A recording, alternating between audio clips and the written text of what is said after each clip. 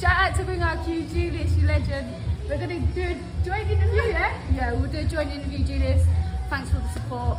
You're a legend. From your girls, Raven and Ellie. Welcome to the motherfucking relay. We're covering today's top boxing news. Okay, we'll start with this.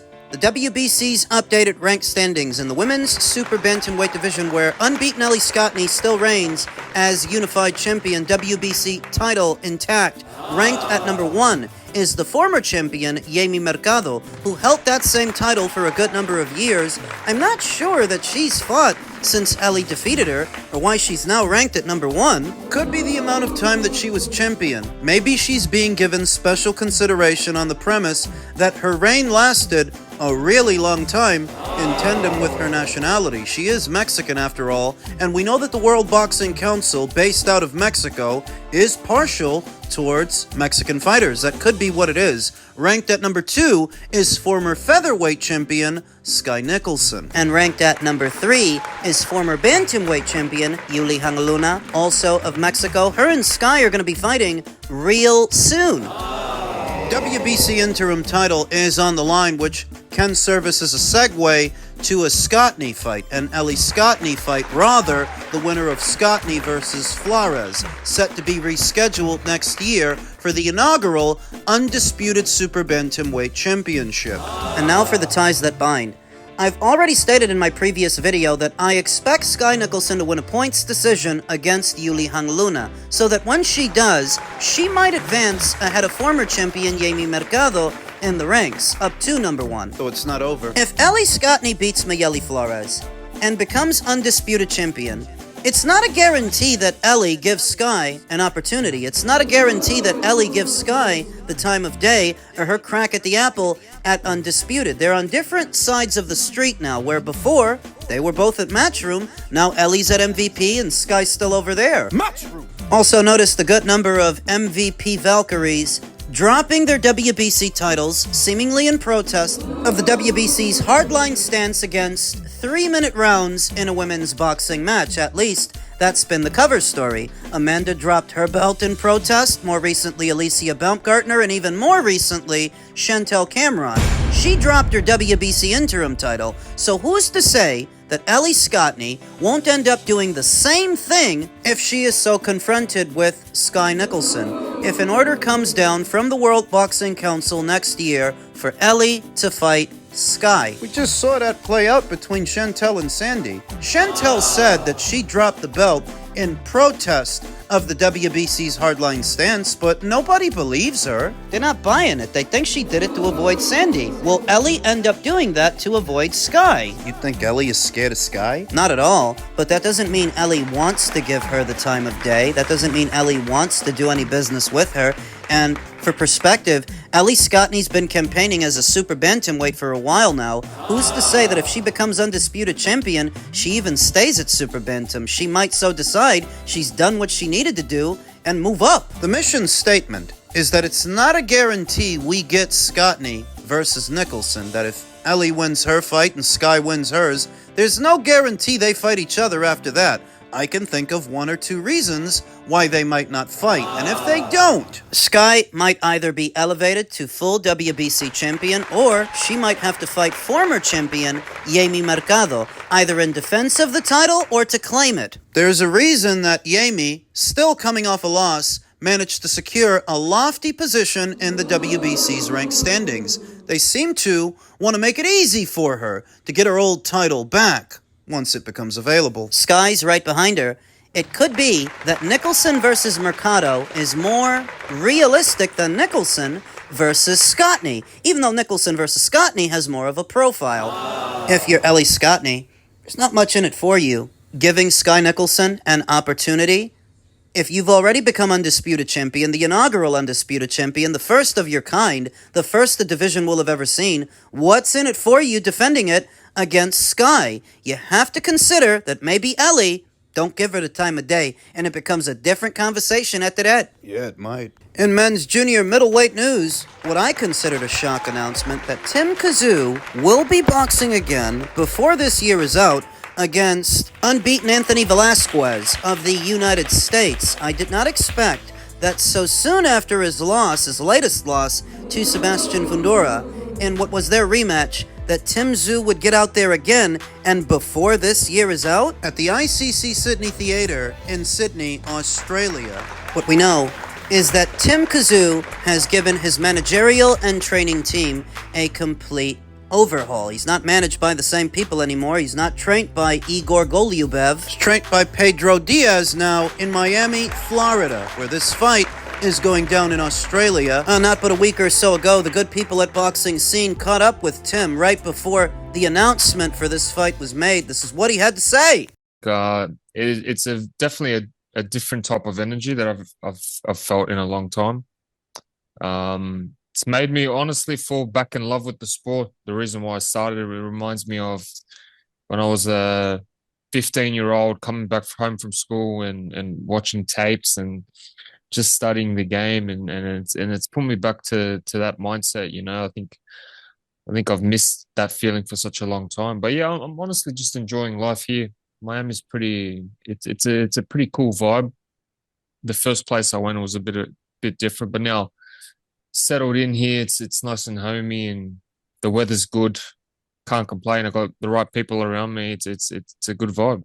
Positive mindset makes for a positive outlook, that's what they say, but sometimes being positive is just someone putting on a brave face in the face of adversity. I think that if you would have asked Tszyu during any one of his camps leading up to the fights that he lost, he likely would have said something similar. He's feeling great, camp's going great, he's surrounded by the right people. Something similar to what he's now saying now, even though he's given his managerial and training team a complete overhaul. So where's the merit? What's the truth? He's still promoted by No Limit Promotions in spite of those changes, a well-to-do promotional outfit in the land down under, one of the two bigger promotional outfits in Australia. They're billing this fight as a pay-per-view in spite of Tszyu coming right off a loss to Sebastian Fundora. It would seem like every show No Limit does is behind a paywall down there. I don't think that used to be the case before. I mean, I don't think it was always like that, but it's like that now. With Tim's fights, with his brother Nikita's fights, like, everything No Limit does is a pay-per-view. Timothy now sports a professional record, 25 wins with 3 losses and no draws, 18 knockouts, having been knocked out 2 times in 28 professional bouts. He's now facing America's own unbeaten up-and-comer Anthony Velasquez, 18-0 with 1 draw and 15 knockouts. I never heard of this guy. I've never seen him fight. There are no familiar names on his resume, so in spite of being unbeaten, he's got a hefty knockout percentage, 15 knockouts. I'm looking for the angling here because I expect there to be some angling. Would seem that Anthony is a junior middleweight for the most part, hovering in between junior middle and middle from fight to fight. 29 years old, unbeaten, lots of knockouts, and, you know, he's not a little guy that they're bringing up so that Tim can have an easy one. This guy is a junior middleweight / middleweight. He's not an inactive guy either. He's already fought 3 times this year. This fight next month is going to be his 4th. So he's not a little guy. He's not an inactive guy. He's not an old guy. He's a year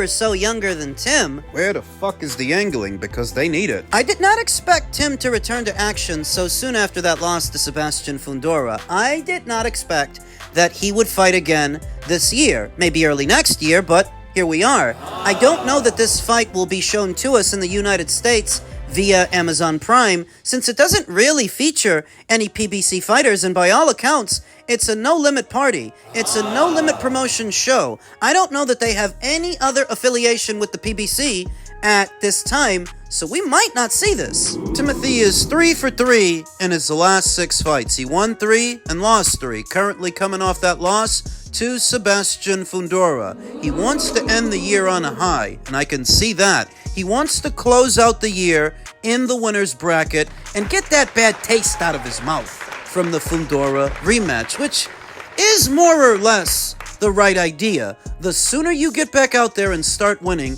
the sooner all those fights you lost become a distant memory. The sooner you can start breaking in your new training team helmed by head coach Pedro Diaz, who has trained the likes of Guillermo Gandiao, Miguel Cotto, an interesting training choice for an offensive fighter like Tszyu. Pedro Diaz usually trains cerebral fighters, defensively minded fighters.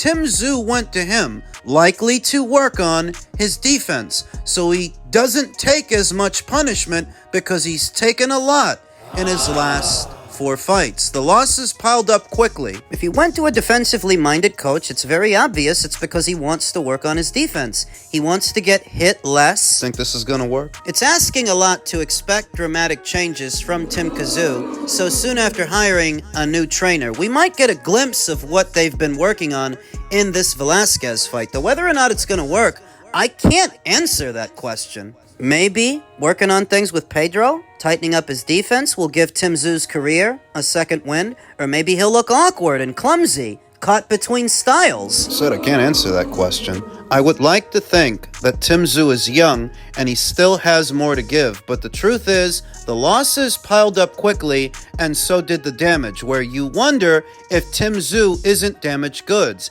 if he's not shot to pieces, shot to bits. Got fucked up, man. Got fucked up. Got beat up real bad.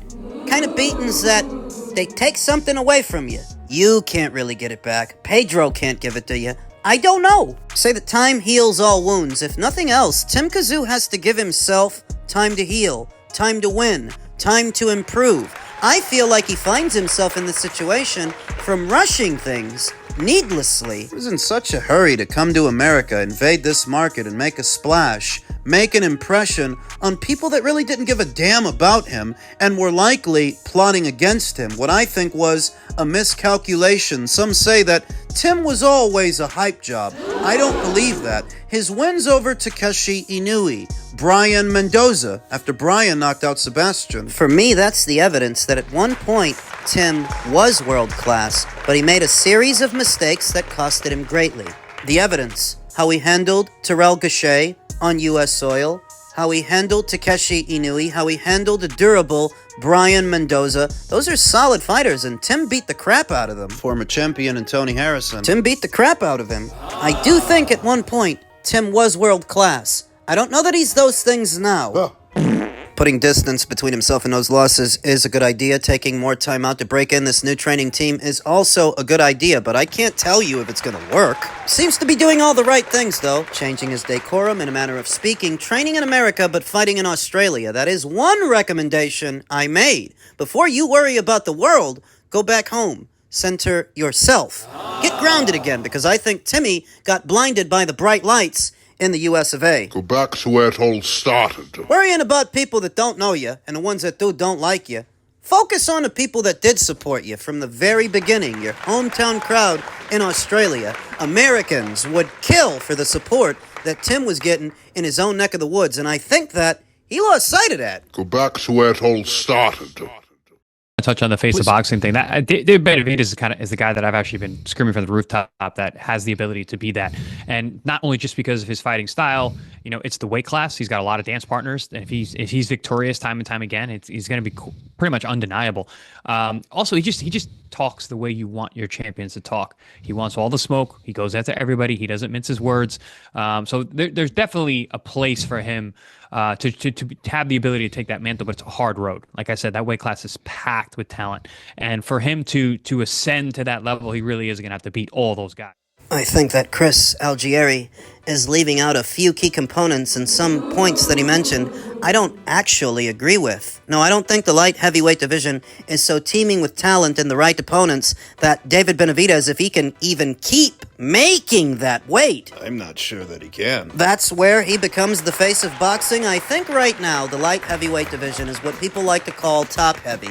You think of Dimitri, you think of Artur. Oh yeah, they're elite, definitely. But what about everybody else? It's not just in terms of eliticism, but also marquee value. The guys in the light heavyweight division, are they the kind of guys got a lot of fans behind them? Because if they don't, it actually does become harder to become the face of boxing through them. And that's if you can even stay there long enough to face them all, to face Joshua Buatsi. Fucking boring. He doesn't have a lot of fans. Callum Smith, who's a bit more entertaining, a bit more fun to watch, but I wouldn't say that he's a fan favorite, that he has a huge following. What, Lyndon Arthur? Think about what happens when you don't mention Dimitri or Artur, assuming David even fights them and beats them, and you're already taking a lot on assumption by assuming that. Just kind of drops off after those two, doesn't it? Does David even beat Dimitri? Does he beat Artur? I don't know that. Does he make it to those fights? I've been watching the images coming out of Saudi Arabia in the build-up of this weekend's card, and David looks drawn. He looks dry. Maybe he can make it past Anthony Yard, though even if he does, can he keep making that weight? I don't agree with Chris. I don't think David becomes the face. I don't think he has what it takes at 28 going on 29 years old. The foundations are just not there. For a perspective, when you look over at Canelo Alvarez, when he was the same age that David is now, he had already boxed Floyd Mayweather, Austin Trout, Erislandy Lara, Amir Khan, Miguel Cotto, and Gennady Golovkin at least once. He had already starred in several successful pay-per-views, more than David has now, all by age 27. David is 28. To me, the ingredients are actually not there for David to be the face. The foundations have not been laid. Those foundations, you're supposed to work on that at 168 by doing more than he actually did. Before Canelo Alvarez even campaigns at that weight, David was there alongside two separate cycles of world champions, none of which he unified with. You have to imagine. He doesn't have that big a following now, you know. But what if he would have taken out the competition then at 168?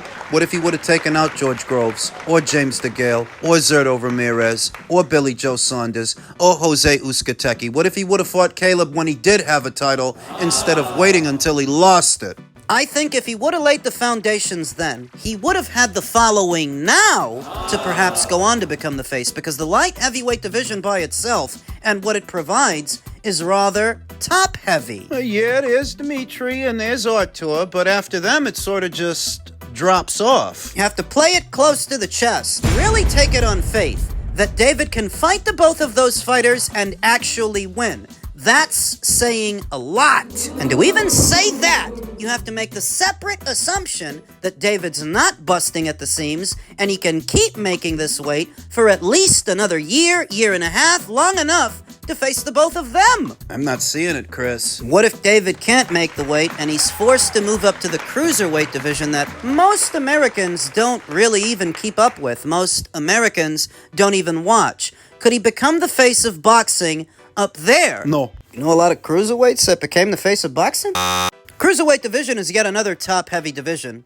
After you talk about Zerto and Jai Opataya, what else is really up there? To become the face of boxing, it takes a unique environment, a unique set of ingredients that not every division has, and not every fighter has. It all has to sort of come together in tandem with the fighter's ability. So to suggest that David has all that working for him? He's got that Goldilocks scenario. I'm sorry, Chris, I don't see it that way. I don't agree. To be the face, it would have required David Benavidez to do something a long time ago that he didn't do, and I think that he is now paying for it, because he's not that big a draw. These divisions don't have that many opponents. I just don't see him going on to become the face.